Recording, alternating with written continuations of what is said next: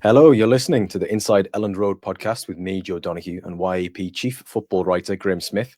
Leeds got away with one at the weekend. A late equaliser at Deepdale ensured the Whites did not leave Lancashire empty-handed for a second time in a row. Preston North End were physical, perhaps even too physical in places, but managed to keep United at arm's length, which will do nothing for Daniel Farke's argument that he does not see too great a difference between home and away matches.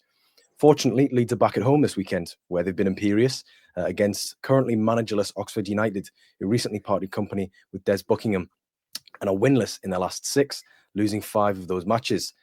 Where to begin, Graham? That Preston game, much like last year on Boxing Day, didn't exactly do much for getting you in the Christmas spirit, did it? No, it wasn't very Christmassy. It wasn't very festive. It wasn't a great performance from Leeds United. And yet, for all the wailing and gnashing of teeth, they should have won that game relatively comfortably, I would say. Hit the crossbar, missed 2 golden opportunities, and then eventually did force a goal. But it just felt a bit depressingly familiar, didn't it? It felt like once upon a time in Lancashire all over again. Once upon a time, twice upon a time in Lancashire is what it felt like. The sequel, yeah, not great. It has to be said. And though Farke kind of saw improvement from the Blackburn game, I don't know if I felt like that. Did you feel like that? No, it felt as though while they did enough in terms of chance creation to get 3 points, they didn't deserve it. If that makes sense, like the two are not, mutually exclusive. The chances that were created that were gilt edged, and we'll get onto those. Yes, that could have ultimately seen Leeds leaving with 3 points instead of 1. But I just think the overall performance wasn't convincing enough. I had the impression the entire game, even before the Ben Whiteman tackle and the physicality that Preston brought, Leeds got a little bit bopped. If that was a ring, then Preston controlled the center of the ring, and Leeds were sort of doing the sparring, jogging around the outside of the opposite fighter. I just, it never felt as though it was a. Do you remember last season when there were games in which, within the first 5 minutes, you could tell which version of Leeds was going to turn up and what the outcome was going to be? It felt that kind of familiar again, where they just, they just weren't quite at it, didn't quite do enough. Very much like the Rotherham game away at the New York Stadium last season. They were present in the game, but they weren't dominant. Yeah, sluggish start. Again, just like the Blackburn game, slow out the blocks. Blackburn had the first real bit of danger with a counter-attack. Leeds didn't really create danger for, I don't know, 15, 20 minutes, something like that. And I asked Daniel Farke about that afterwards, for all those fans of please ask him some tough questions, tweets. I did ask him why the slow starts, why are they happening, and how do you fix it? And he kind of answered it as you would have expected. It seems to happen when there's a heavy load, 3 games in 7 days, a lot of travel, early kickoff away from home. But if you know that that's a problem, then there must be steps you can take to alleviate that problem, and that's maybe why I would have not started with Aronson. It's maybe why I would not have started with Peru. They just needed a bit more from the start. And because they didn't get it, you just give the home side encouragement. You give them belief. And Preston looked like a decent side, like They Blackburn fed on before them. They really fed on that, didn't they? They did feed on that, and they scored. They took real encouragement from it. And then when you defend as poorly as Leeds United did for that goal, you're just creating a rod for your own back. It felt like to me that Leeds' problems were almost entirely of their own creation. You have to credit Preston for taking the chance, and they are good at counter-attacking, and they have held a lot of good teams to a draw. But that goal owed 2 or 3 assists to Leeds United. I don't like using sort of the platitudes of, oh, sometimes the other team wants it more, or you've got to show desire. But look, for example, at Brad Potts for that goal. He plays the initial pass out from Leeds' corner, or not corner, from dispossessing Rothwell. And he's the one getting on the end of it. He breezes past 2-3 players, finally Jaden Bogle. And unfortunately, it's for Leeds, it was too little too late. Clearly, Joe Rodon wasn't anticipating Potts to be arriving at the back post, because he kind of holds his hands up, expects that Bogle will be in place, that he'll be there, able to deal with it. But if he's goal side, he's behind the play. And I mean, the actual strike, the actual finish, isn't the strongest.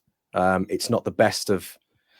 I mean, we talked about Meslier in the aftermath of the Middlesbrough game and said, credit where it's due. He came up trumps where it was absolutely necessary. Against Preston, he didn't. There were few opportunities for the home side, and ultimately that one, it wasn't right in the corner. It was relatively at him. He kind of saves it into the net. And I don't know, when you're a goalkeeper, and maybe you can see that your defense is a little bit stretched, maybe just set yourself a little bit better than that. Anticipate that, this guy who is coming herring down the pitch, they might find him. And I need to be ready for this. But ultimately, Preston scored, and there wasn't. Again, like lots of games this season, there wasn't a great deal else for Meslier to do.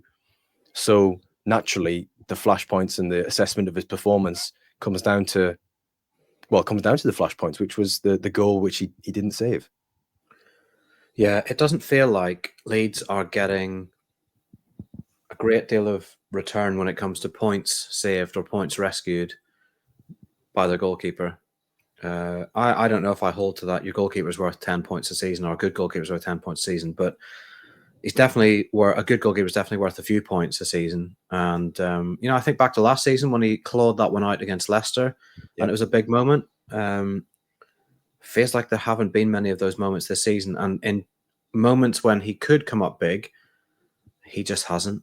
So his role in that goal has to be looked at, but he wasn't the only one. I mean, no, of course not. No, Rothwell dribbles that ball, tries to dribble into the area and into a compact area. When he doesn't get through, Leeds are not particularly well set up to deal with the counter. Almost like they haven't done what Farke asked them to do and prepare for the worst at all times. Then Pascal Struijk, he gets absolutely done like a kipper, doesn't he? By, a big lad who's not exactly the nippy type. He's not like he's up against a blistering paced winger, but he gets turned, and then it's a foot race and he doesn't win it. Rodon is not really to blame, but it just kind of shows the lack of awareness really from the whole team, that nobody seemed to see Potts, and then Jaden Bogle's not kept up with him, not matched the run, and he scores a goal because Meslier saves it into the net. I've said this before, I think, on the podcast, but once when I was writing a piece about Leeds United and counter-attacking, after they scored a lovely counter-attack goal at Huddersfield in the promotion season, spoke to a coach who's at one of Leeds United's promotion rivals, and he said, don't look at the Leeds players during a counter-attack if you're analysing it. Look at the opposition players and who's jogging, and who's actually realising that there's danger and is busting an absolute gut to get back. And when you look at it that way, it doesn't cover Leeds United in glory for that goal. And when you know that the first goal is absolutely, for every team it's important, but for this team away from home, it feels just like the most important thing. It feels paramount. So to give one up that sloppily, when you know the problems you have, when you concede it, especially on the road, especially against a team that can defend well, defends organised, defends compact, you just cannot do it. You cannot defend collectively like that and have your goalkeeper produce that kind of attempt at a save. And it just gives them a mountain to climb. And at that point, I would not have been surprised at all with a 1-0 defeat. That's how it felt. It felt that was on the cards. Let's look at, talk about scoring that first goal. Let's look at Leeds' away games. So Preston at the weekend, Preston scored the first goal. Blackburn scored the first and only goal of that game in the penultimate, the second most recent away match. Swansea, they got the first goal, and again it was an early one. Leeds maybe not being ready. Again, I know that game panned out quite all right in the end, but still, Millwall, they got the first goal in the first half. Sunderland, again, early goal, Chris Rigg, 9th minute. Sunderland opened the scoring. Norwich, 1-1.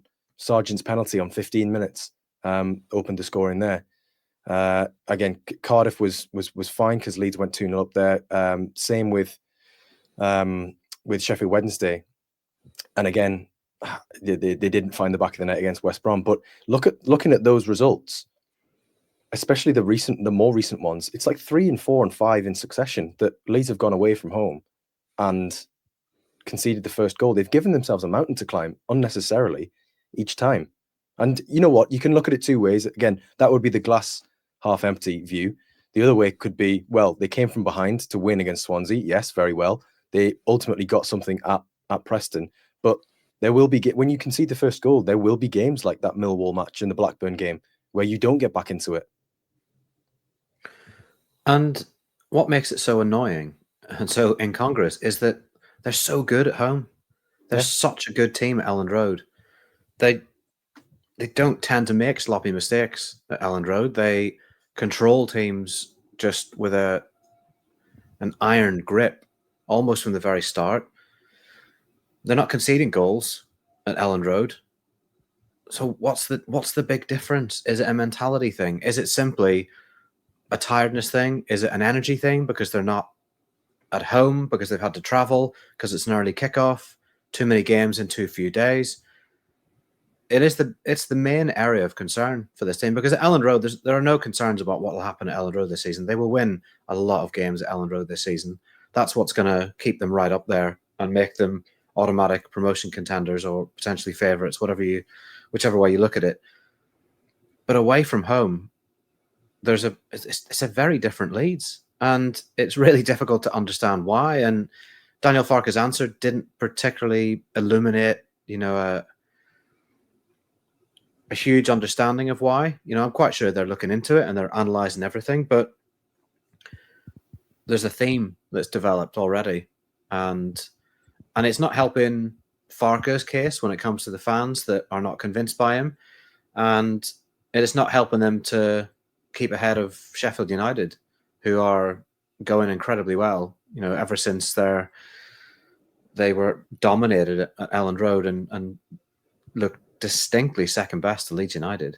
They've been flying, and it feels like Leeds United are keeping up on the merit of their Elland Road form, but not overtaken because of what's happening on the road. Yeah, I mean, ultimately, it could come down to team selection away from home as well. You mentioned briefly there, would you have started Brendan Aronson and Joel Piroux at Preston? I personally wouldn't. I would have gone for something a bit fresher, because that has been sort of the number 10 and number 9 pairing for the majority of Leeds' away games this season, or at least certainly the recent ones. It hasn't really worked in the way that you'd want it to. Swansea was different because Swansea dominated the ball, or at least had more of the ball than Leeds, and certainly came to play. You look at the other teams, Preston sat deep. They had a back five. Blackburn, similar. Not quite as deep, but they were set up very, in an organizational fashion. I'm not sure that Aronson and Piroux is the combination that breaks teams down. I'm certain that they are players who could potentially come on in away matches and have an impact because of Piroux's finishing ability. He gets one chance, he might put it away at this level, and Aronson, he can rat around and force high turnovers if he's coming on.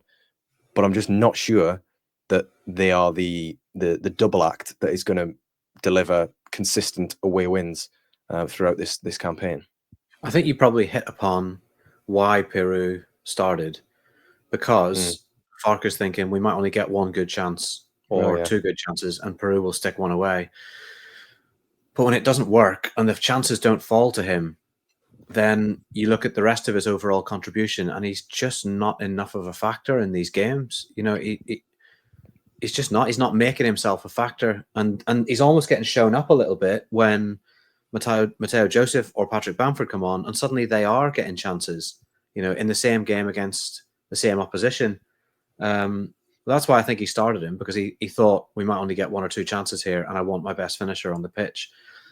I think he started Aaronson because Aaronson was maybe had a bit of momentum about him because he played well against Borough and he scored a goal.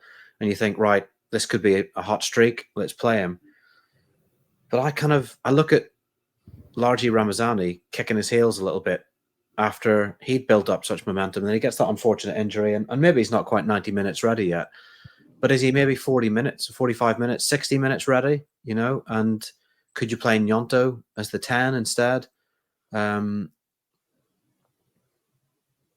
don't know if we're just like calling for a plan B because plan A didn't work on this occasion or the occasion prior to that. But it definitely feels like away from home, he needs to think about changing that central attacking dynamic, because I just don't think it's working for them.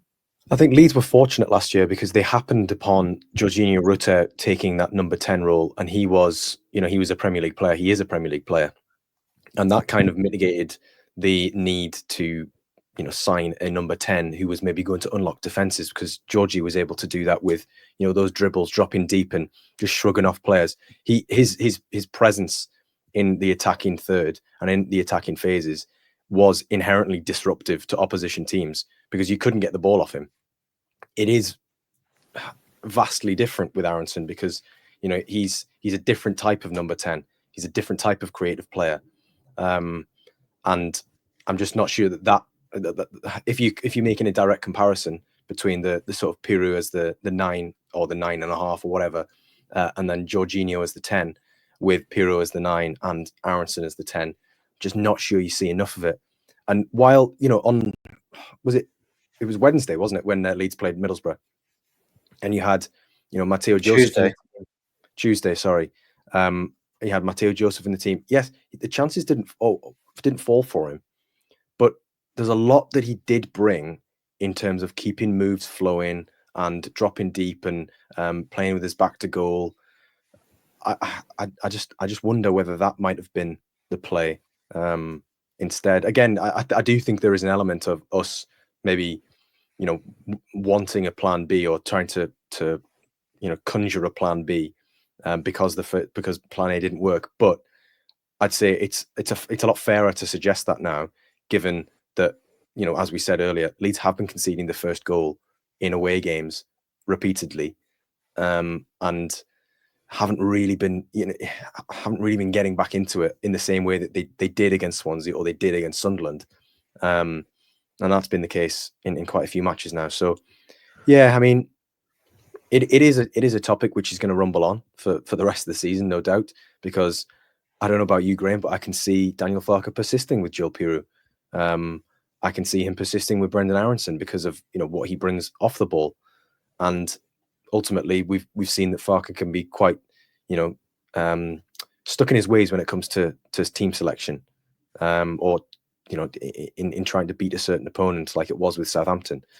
Yeah, but look, like I asked, my other question of the two that we get at Preston was this a game too far for Brendan Aaronson? Was the physicality too much? Because he played a lot of football, came off the back of a very good game.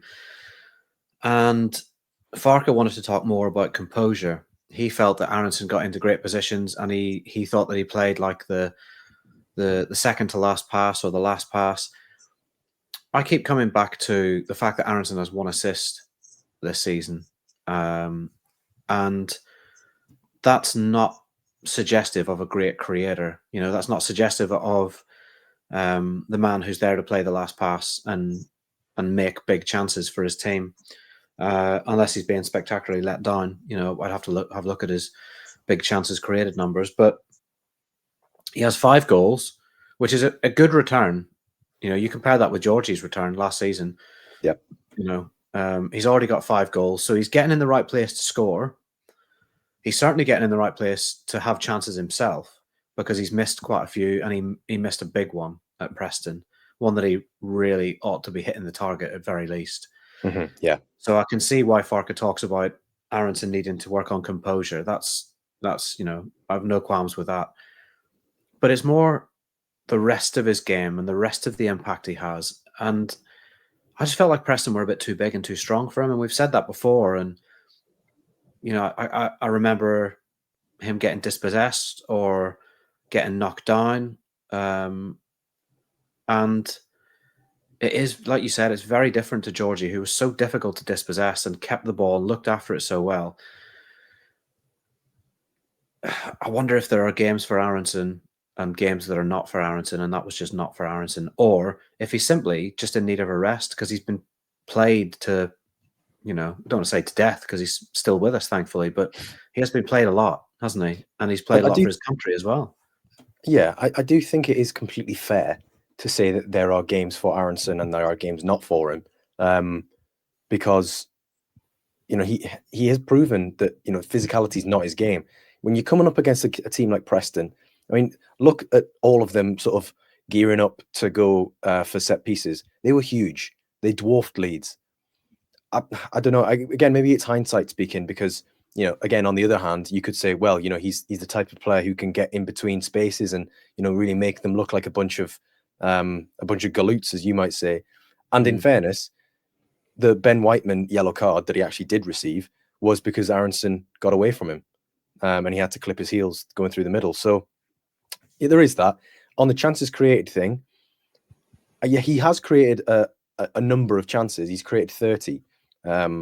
But that's at 1.7 per 90, so just under 2 per game, basically, which is less than, interestingly enough, less than Sam Greenwood, who is obviously out on loan at Preston, couldn't play. He's on 2.1 per 90.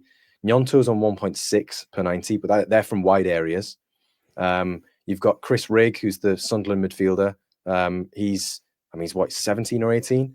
He's creating 1.6 per 90 from a deeper starting position.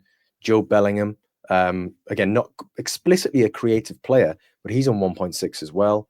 And a lot of those aren't your categorized big chances. To Nonto's credit, he hasn't created as many, but of the ones that he has created that have been big or categorized as big, which would be over 0.3 xg, the resulting shot is worth that much at a minimum. He is one shy of the league leaders, Sam Greenwood and Jordan Clark of Luton. So maybe that is a case for Gnonto playing in the 10. Maybe it's a case for in those away games where maybe the opposition is going to have a little bit more of the ball. They're going to have a bit more of a go because they're at home, and home fans demand that. Maybe it is worth having more counter-attacking players like a Ramazani on the left and Gnonto through the middle, to be able to exploit that. And you also benefit from having Gnonto in the 10 position, who is just as, if not more, creative than the current player in there. And I also think probably better at protecting possession. Yeah, maybe. But similarly to you, I don't know if I can see Farke doing it. I mean, yeah, I can't either. Let's actually give him his due. Last season, we didn't see him switching Jorginho and Joel Peru because he gave that big, impassioned defense of his position and the 20-minute explanation of why he was playing Georgie as the 9, Peru as the 10. Then he changed his mind because, in his words, he saw Georgie improve that bit of his game where he would hold the ball and look after it in key areas. He made the change and he got a huge amount out of Jorginho Rutter as a 10, and it worked. So maybe we will see it. Maybe there's something he's waiting for that he wants to see before he makes that change. But then, there's January as well, which is another avenue to explore to fix this problem that they're having. Well, yeah, I mean, if anybody who can fix that problem would like a little bit of inspiration, then there was a newsletter that went out last week, which had a little bit of a suggestion as to how that might be fixed. This week's newsletter, then, Graham, it's just gone out. We're recording this on Tuesday. It's going out on Wednesday. What was your newsletter on this week? This week's newsletter. So I got an email from a gent who said his great aunt worked at Leeds United in the 70s and sent me a picture of her with Don Revie and said that she had loads of great stories, and they thought it would be really nice if some of those could be kind of recorded for posterity through a newspaper. Because she's always regaling the staff at her care home of all her Leeds United stories. So I went along to for a chat with a lady called Ivy Kay, 97, absolute legend, complete character, properly mischievous, remarkable lady with a recall of things that happened before I was born, that is greater than the recall of things that happened to me last week. Yeah, brilliant. Really enjoyed it. Told me some great stories. As honest as the day is long. I do wonder sometimes if that comes with age, or it comes from getting to a place where you think, if I can't be honest now, it's now or never, essentially. If I can't be honest now, then when can I be? So she told me who she liked, who she didn't like, just some funny stories and memories she had from working at Leeds in the most kind of glorious area of the club's history. So hopefully people will enjoy that little insight into the Revie era. Yeah, I mean, I've obviously had a read of that, and it's a really good, riveting, long read, and it keeps you engaged. It's really interesting because you kind of get a feel straight away for Ivy's storytelling that you don't know where it's going to end up. So you kind of do have to stick with it. And yeah, there's some very good tales in there from sort of the early 70s and the 60s.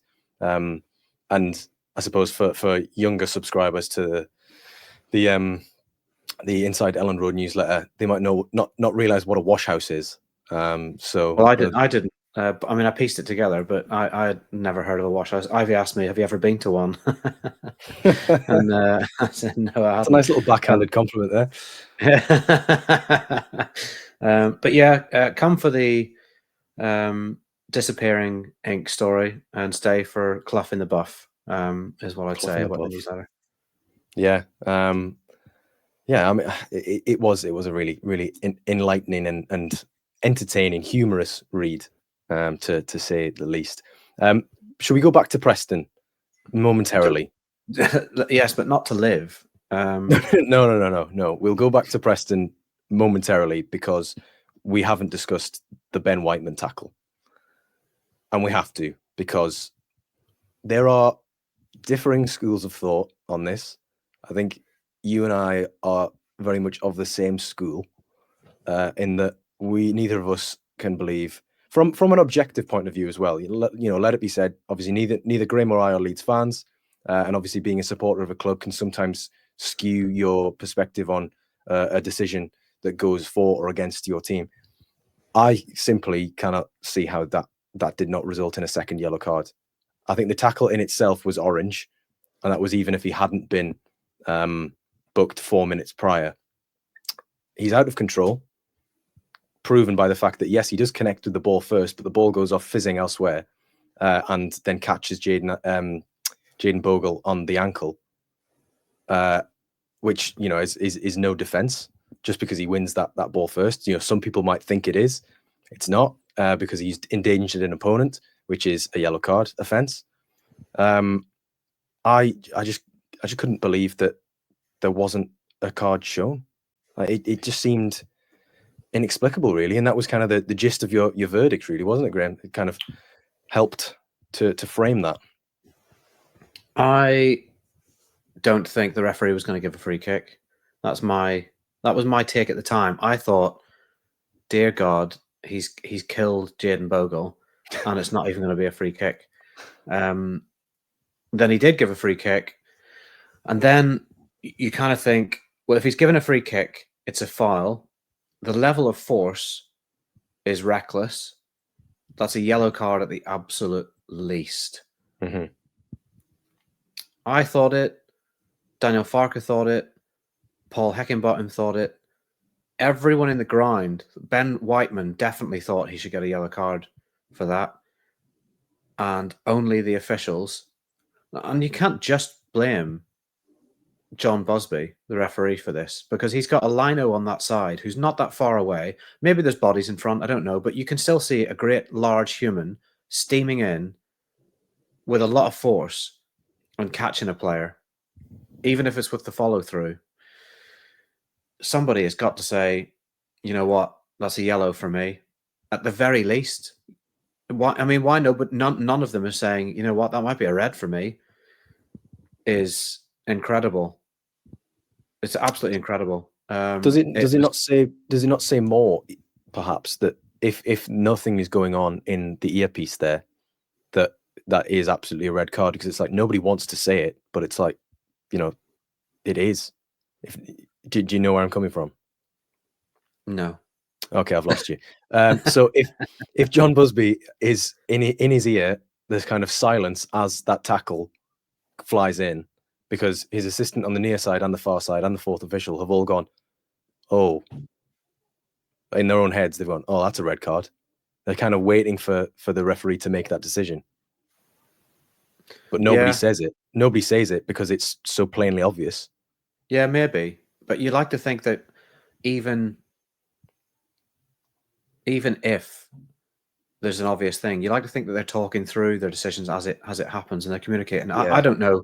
Some of them maybe operate like that, and some of them maybe don't. But however you operate, your eyes still have to work, and they have to, they have to send a picture to your brain, and your brain has to make a decision, and the decision has to be either a yellow or a straight red. The decision cannot be, I'm just going to have a word. And we were sat in the press box, and I'm thinking he's gone. I'm starting to type second yellow, and then I see that he's actually discussing more with Pascal Struijk than he is with Ben Whiteman. And that's when I knew it was going to be a joke. Just a farce, a terrible decision, and one that could well have decided the game. I mean, ultimately, Preston then they're going to play a back six with four in front, and they're going to kick and head everything away. And I don't know if Leeds United win that game. Maybe they tire them out and maybe they find a way through. I don't know. They should have at least had the opportunity to find out. Yeah, that's the injustice part of it. They should have at least had the chance to try and prove that they can break down a team who go down to 10 men. When you contrast it with the fact that Meslier was was sent off at Deepdale last year, obviously different referee, completely different team of officials, for effectively pushing Militon Osmic in the face, not really endangering him. I know it's to the letter of the law, you can't raise your hands to an opponent's face, but the way that Osmic went on kind of did leave a sour taste. You consider which one is more dangerous. I mean, yeah, it's the tackle on Bogle. Yes, 1,000,000% it is. It's reckless. It was bad. It should have been a red. And then I was convinced the game was going to boil over and someone was going to get a red. I mean, Jayden Bogle to me looked like a prime candidate. He'd gone into quite a few big challenges. He and name escapes me. What's his name? Robbie Brady on that side? Yes, Robbie Brady, number 11. They engaged in a bit of a battle. There was a little bit of wrestling and shoving, and then a couple of big challenges. And I thought that would be the place where it kicked off. You've got Osmic still on the pitch, who's always kind of involved and around stuff. I was really surprised actually that the game didn't descend into like chaos, because that's what Heckingbottom said, wasn't it? He was concerned that the ref had lost control or was going to lose control. And he credited both sets of players for keeping it, honest. Yeah. He felt, and to be fair, I agreed with him. I thought there wasn't a lot of nonsense in the game after that. But it was just, you knew as soon as the halftime whistle went, Preston had a sub warming up, and you thought, yeah, fair play. That's exactly It's a shithouse move, but it's exactly what I would do, is get him the hell out of there. I mean, how Hacky can sleep at night for putting a sub on, instead of just taking Whiteman off and saying, fair play, lads, he should have got a red, we'll just play with 10, which would be the honourable thing to do, Paul. Doesn't want the FIFA Fair Play Award. No, obviously not in the running for a FIFA Fair Play Award, but no, he did what any manager would have done. Yeah. Just get him out of there. And because, he had to go. And there was another situation as well, wasn't there, where Heckingbottom was concerned that Whiteman was going to get that second yellow that he managed to avoid. But yeah, he managed to leave the game without the red. And I mean, had Leeds United not found a way back into it, I think the injustice would still be burning very brightly right now. But it was mitigated slightly by the fact that they did eventually find an equaliser. Yeah, and I tell you what, the greatest injustice of this week's podcast would be is if we don't mention Dan James's performance again, because we're talking about how maybe 3 games in 7 days can sometimes be a little bit too much for some players. It's not for Dan James. He was on it. He was, again, someone coming back from injury recently, and he's been electric. He's been absolutely, by a country mile, the past month, the best player for Leeds. He's wrestled that crown off Tanaka's head, and it's not been an easy task to do, because Tanaka again has been relatively solid, not quite as good as he was during October, November. And he's taller. And Tanaka's taller. And Tanaka is taller, yeah. Yeah, Dan James was, I mean, he made it happen. He made the goal happen. And it had been a long time coming as well, because tell you what, Patrick Bamford should have been the one celebrating with Dan James rather than Matteo Joseph. But yeah, I think 1-1 in the end was fair. I think Dan James is the first name on the team sheet besides, Pascal Struijk as the stand-in captain for the next however many games. In fact, actually, we should discuss that. When would you bring Ethan Ampadu back into the starting 11?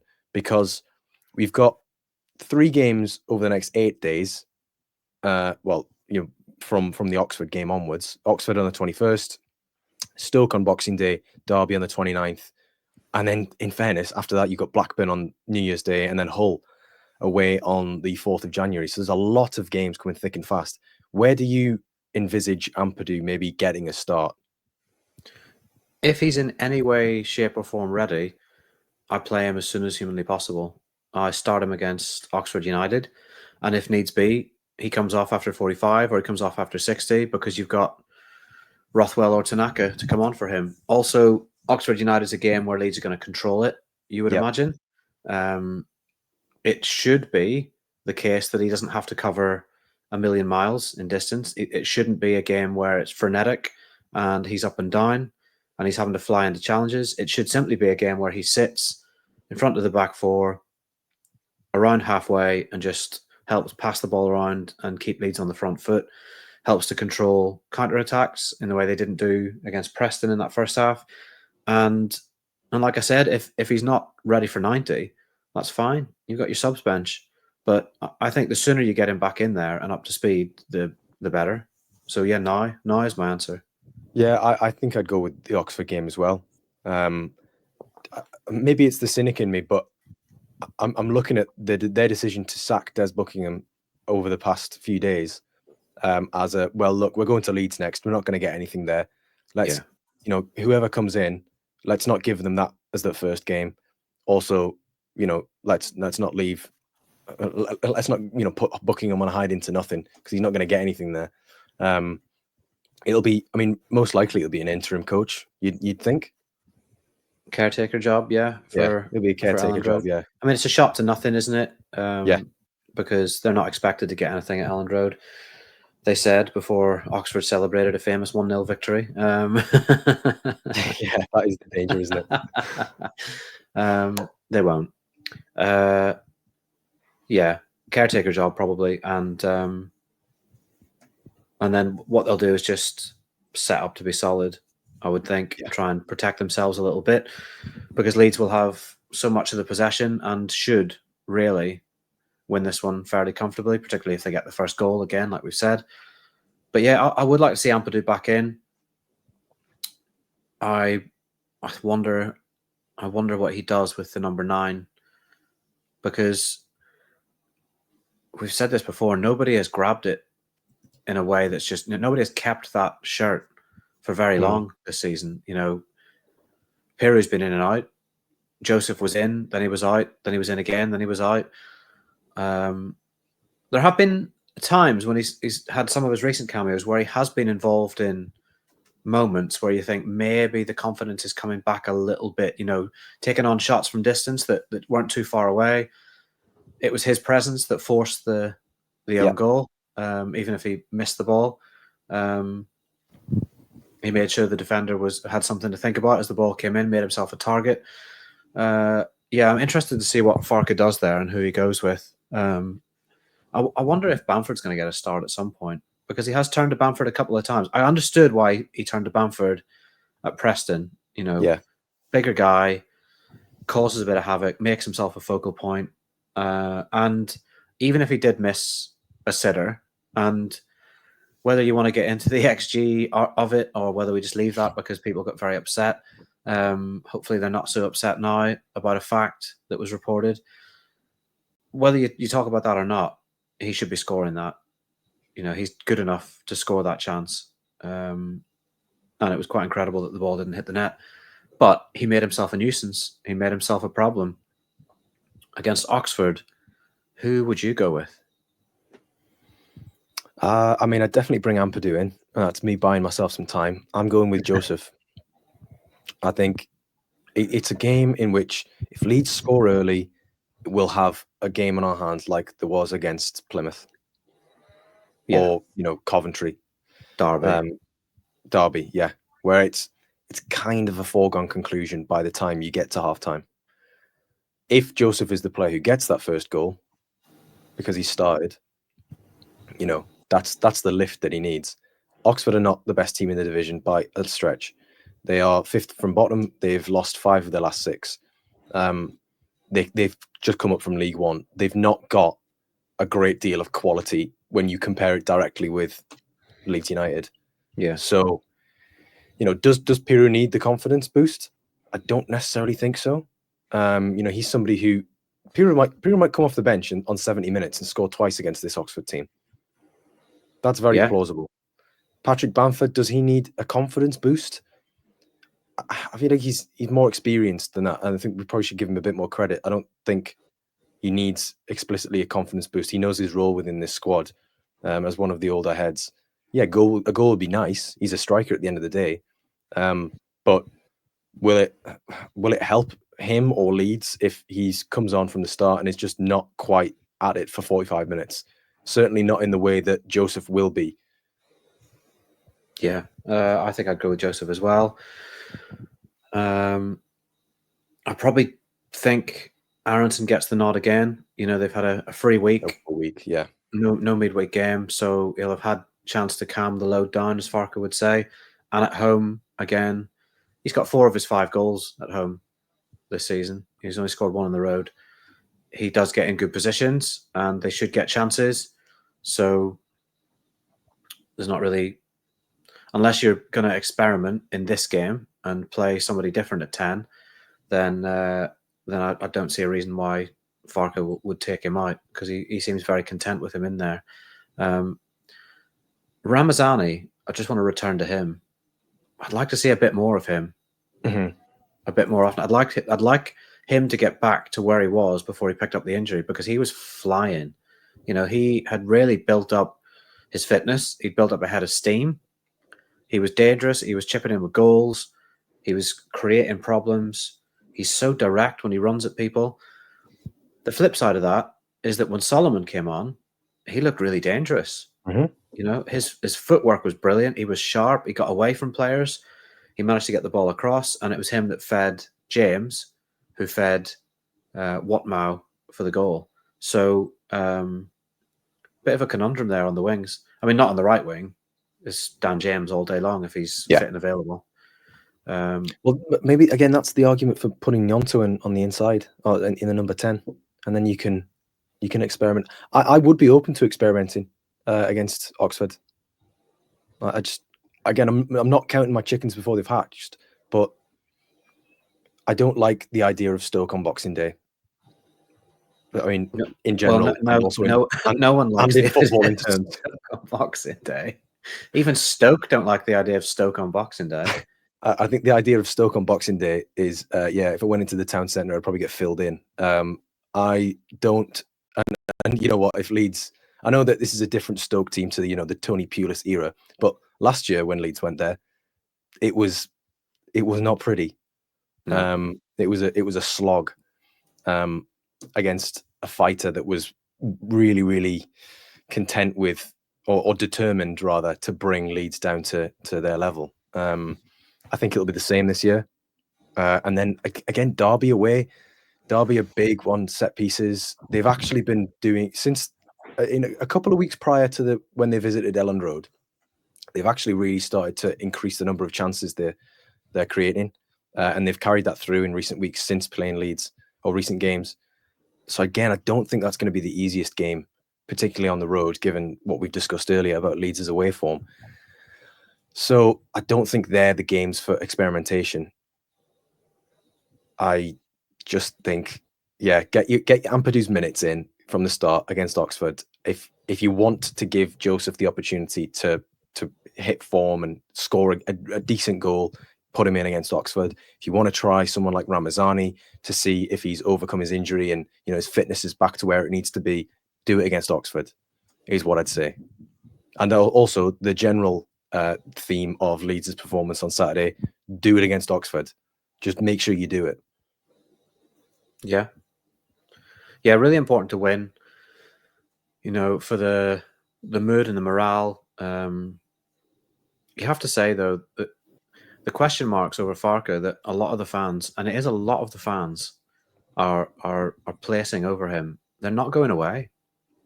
This kind of run on the road is what's keeping them there. At home, there haven't really. There was a home game where they didn't really convince. I can't remember the opponent. But since then, you can't complain about the home form at all. You might say that it's been a little bit boring at times, but again, we've said on this podcast, you can't just blame Farke for that. Blame managers that come and sit with six men at the back. Everybody changes the way they play to play at Elland Road because nobody wants to get absolutely gubbed. Nobody wants to go toe-to-toe with Leeds because they know they'll get slaughtered. So that plays a big factor as well. But you can't complain about the results at home. It's been near perfect at home. The only fly in the ointment is the away form. So that almost makes it doubly important for Farke and for Leeds that they continue to play as they have been at home and continue to get the results they've been getting. Because the minute they slip up at home, the complaints are going to be obnoxiously loud and they'll be very difficult to ignore. Should we talk about what maybe you'd have on your Christmas wish list if you were Leeds United, given that this is the final opportunity we'll have to record before the big day? Yes. I think I'd get all of the forwards some Dan James pajamas, just in the hope that it'll not Dan James sized pajamas. I mean, that would look utterly ridiculous on Patrick Bamford, but they probably fit perfectly on Solomon, Ramazani, and Yonto. And you? No. I thought you were gonna. I'm so delighted that you didn't get that little jab in on me there, because I was waiting for it to land. I braced myself. Yeah, you just get them to sit at his feet and listen to his wisdom for a little bit to get something to rub off, because he's the man at the minute. And you'd have to say, of the four, is this fair? You'd maybe wonder if his technical level or technical ceiling wasn't quite as high as the others, and yet the threat that he carries presently, not just because of his pace, is higher than all the rest.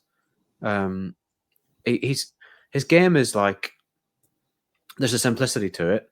So he's mixing it up between getting the ball, cutting back onto his left, and then he kind of loops in one of those crosses, doesn't he? Or he's byline and cutting it back low and hard. He's getting in positions to get shots away. Defenders are find it very difficult to deal with him anyway because he's so fast. But they don't really know which he's going to do, and they're finding it hard to stop him no matter which option he chooses. So anything to get the rest of the wingers doing a bit more of that would be good. What else did I have on the wish list? Number 10? Number 10 would be there, obviously. Still on there from last year's wish list and the summer wish list and the birthday wish list. And for a while before that, ever since the last number 10 went missing. Yeah, what else? Ramazani to get more minutes. That'll be on my wish list. Ethan Ampadu to get a start would be on my wish list. Ao Tanaka to play a bit further forward, a bit more often would be on my wish list, because I really think he could add something if he's not shackled with the defensive responsibility. And start for Carl Darlow or Alex Cairns. Yeah, I'm going to go with Carl Darlow for that one. Simply because of the mustache? Yes, because of the mustache. Yeah. It's also not quite Connor Roberts levels, but yeah, look, can't all be looking like him. Also, he's really impressed with Wales. He has, and again, that is probably the biggest case in point for him. So it's actually not like it's a baseless claim, that this is just a guy that we're wanting to put in there. You do have to say he hasn't been massively convincing in a Leeds shirt. Nope, and that's fair enough. He played with a dislocated thumb at West Brom last year, and he gets massive credit for that. But he hasn't, like against Salford, he wasn't tremendous. Against Middlesbrough in the Cup at the start of this season, he wasn't good. But for Wales, he has been. And, I just feel like we were sold the line, this is going to put pressure on Meslier. He hasn't really been pushed for a long time. If he's being pushed, where's the evidence of it? But if Darlow is genuinely in a 2-horse race here, it's very difficult to see the proof of it. Could we perhaps consider it from this perspective? If you start Carl Darlow and routinely start him over the course of the second half of the season, and Meslier drops down to become the number 2, how much are you, as a club, potentially diminishing the value of one of your saleable assets? Because Darlow is 33. He's not going to be sold for any meaningful money. Meslier is what, 24? With all the experience that he does have, and he, while he hasn't been at it at the same level in the past couple of seasons, he still does have that first Premier League year under his belt as evidence that he can do it. Giving him the vice captaincy as well, or as being one of the vice captains, I think was kind of an indicator that unless he's injured, he's not coming out of the team. Which again, a lot of people might disagree with. I think you look at the performance level, certainly in the data, the performance level of goalkeepers in the Championship this season. You've got, Ainsley Pears is doing very well in terms of outperforming the quality of shots that he's facing. He's saving more than he would be expected to. Michael Cooper at Sheffield United, those two are in the top 3. So it's no surprise to see Sheffield United top of the table. And we've discussed Cooper on here before, and also Blackburn, really coming up the rear at the moment, and putting some good performances together. You've also got Lawrence Vigouroux, who was at Burnley, now with Swansea. James Trafford's also there with quite a noticeable overperformance, as you'd expect, because it's calculated above the average level, and you do have to go quite a fair way down before you get to Meslier, who is just ever so slightly below average compared to the chances that he's faced. So it's one of those where, what do you do? Do you diminish the value? But then how many points is he costing you? Or I don't know. If I was Daniel Farke and you put it to me that I risked diminishing the value of an asset, I would say, yes, I'm not here to be accountant of the year. He's not here to win the Nobel Peace Prize. He's not here to win accountant of the year, or an Emmy or a Kerrang Award or anything like that. He's just here to win the Championship. And do you believe that? Do I believe that he's not going to win a Kerrang award? No, I mean, do you believe that, you know, when he says, you know, I'm not here to be an accountant, I'm just here to look after the football side of things, that because that doesn't quite chime with when he talks about the influence that he might have on transfers and the business side of things. Yeah, I honestly think if he felt that the best way to win the championship was to play Carl Darlow, he'd play Carl Darlow for the simple reason that the difference in Mellier's value, if he plays the second half of the season or if he doesn't, is chump change. I bet the To a Germans have got Premier League club. to a Premier League club, and I bet the Germans have got a fantastic word, a single word for chump change. Because if you go up, it doesn't matter if you can't sell Melier for 10 million and you only manage to sell him for 5, or if you keep him as your sub keeper in the Premier League. It doesn't matter a jot because you're swimming in money like Scrooge McDuck. Yeah. I don't know if Carl Darlow is the answer. And No, neither do I. we should also say that it's not like Melier is throwing away points hand over fist. It's just that he's not quite doing enough to make you think this is one of the top goalkeepers in the championship.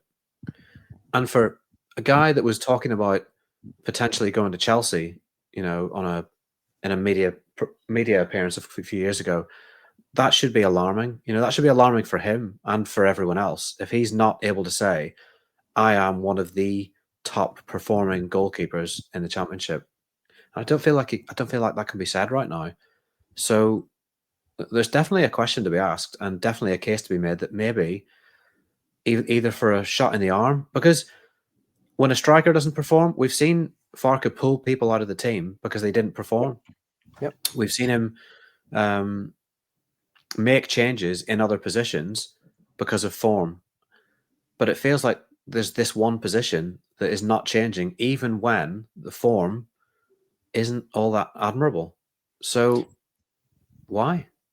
Yeah, yeah. I mean, that's why I came to the conclusion of, you know, potentially, excuse me, the diminishing value thing, because I can't find another reason for it, or simply, or unless he's simply outperforming the other two goalkeepers well, yeah, by a mile in training. which is very plausible as well. I just look at how Meslier has performed in the last 2 full seasons. You know, last year he was, over the course of the championship campaign, was below the average championship goalkeeping performance. He is doing exactly the same this year, perhaps with maybe 1 or 2 more high-profile gaffes, which are probably skewing the numbers a little bit. In the Premier League, when Leeds were relegated, it wasn't that he was just conceding lots of goals.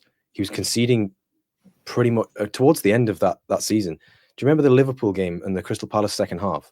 It was like they had 11 shots on target and he conceded like 8 or 9 of them. Yeah. There was a noticeable drop-off.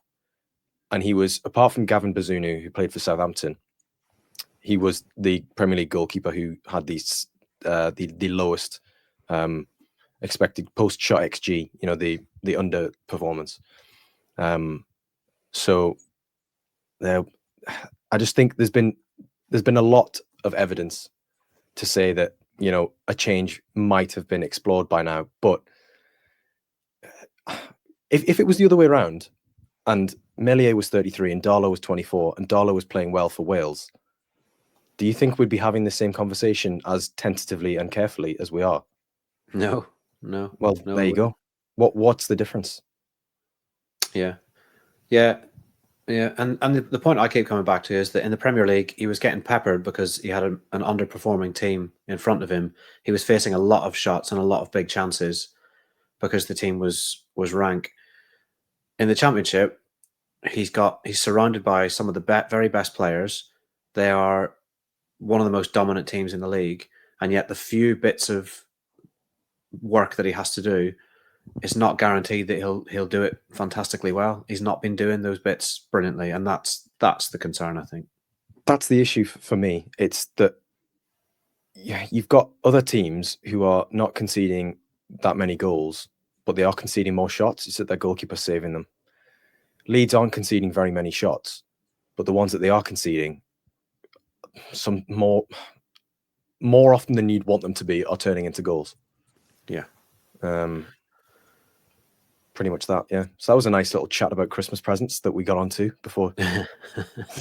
What would you get Daniel Farke beyond more Creed aftershave? I don't think he needs any more of that. I honestly don't know. An away win, a convincing away win. A convincing away win, yeah, at Stoke, because I will be at the Bet365 Stadium. Oh, and God I'd bless quite you. like that to happen. God bless you. And it'll be a nice little belated Christmas present to me as well, and all the travelling fans with their Leeds United Santa hats and whatnot. Do you know what I'd get you? Do I want to know? Little booster seat for the press box at Stoke. Yeah. Cheers. It's actually one of the stadiums that I've been meaning to tick off of the 92. So you know what, I predict that you're going to get a good Christmas feed as well, because the last time I was there, I had a roast beef dinner that was fantastic, far better than the fare served up between minutes 0 and minutes 90 plus. It was the highlight of the trip. So I've got everything crossed for you. Can the catering staff at Stoke do it on a cold, windy Thursday night in December? we will see, and we will let you know whether that is what they're capable of doing. Now that you've geared me up for that, I'm going to be extremely disappointed when that is not on offer. I mean, that would be incredibly cruel as well if you just made that up.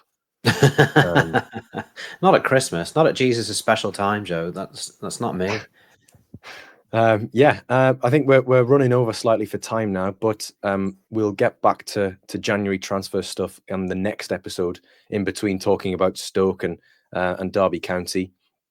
And yeah, you probably won't be hearing from us, at least in podcast form, until after the big day. So from all of us at the YEP, and in particular us two on the Inside Elland Road podcast, we wish you all a Merry Christmas, and really hope that you've all asked for an away win for Christmas, just like Daniel Farke probably has. But yeah, happy holidays, and bye for now. Merry Christmas.